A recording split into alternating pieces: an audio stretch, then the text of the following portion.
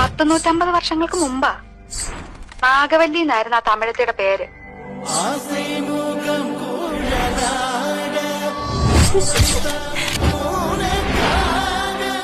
ഇതൊക്കെ മുത്തച്ഛിമാര് പറഞ്ഞു കേട്ട കഥകളാണേ.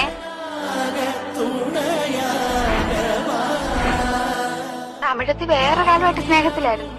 കാർന്നോരെ എങ്ങനെയോ ഈ രഹസ്യങ്ങളൊക്കെ അറിഞ്ഞു. അർദ്ധരാത്രി നാഗവല്ലിയെ കാർന്നോരെ നമ്മുടെ പെറ്റിനിട്ട് വെട്ടിക്കൊന്നുകളഞ്ഞു. ആ ദാഹരിയിലെ കീർത്തനം കൊണ്ട് പാടുമെങ്കിലാ